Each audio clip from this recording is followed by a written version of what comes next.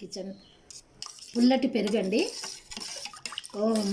ఒక అరకిలో పెరుగండి. అరకిలో పెరుగులో మొన్న చల్లమిరపకాయలు వేసాను, మిగిలిపోయింది. అందులో ఇప్పుడు ఇది చూపిస్తున్నాను చూడండి. సిమ్లా మిర్చి అండి, ఇలా కట్ చేసుకొని ఇదిగోండి ఇందులో వేసేసుకోవడం అండి. 4 ఘాట్లు పెట్టేసి, గింజలు తీయొద్దండి, అవే రాలిపోతాయి. ఇదిగోండి ఇవి గింజలు ఉన్నాయి కదండి, ఇలా చల్లమిరపకాయలలో వీటిని తడిపి పెట్టేసిద్దామండి. చాలా టేస్ట్ ఉంటుందండి ఇది కూడా. నా దగ్గర తెచ్చిన తర్వాత కేజీ తెస్తే ఒక 5 మిగిలిపోయాయి.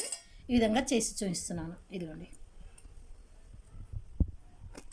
ఇలా ఘాట్లు పెట్టేసి ఒక 2 రోజులండి ఈ మజ్జిగలో తడిపి పెట్టుకోవాలండి. ఈ విధంగా తడిపి పెట్టుకున్న తర్వాత ఇది భలే టేస్ట్గా ఉంటుందండి.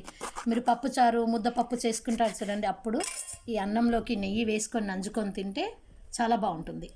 ఇలాంటి వీటిని ఇలా తడిపేసి 2 రోజులు ఈ మజ్జిగలో తడిపెట్టేసి ఎండలో ఎండబెట్టుకోవాలండి.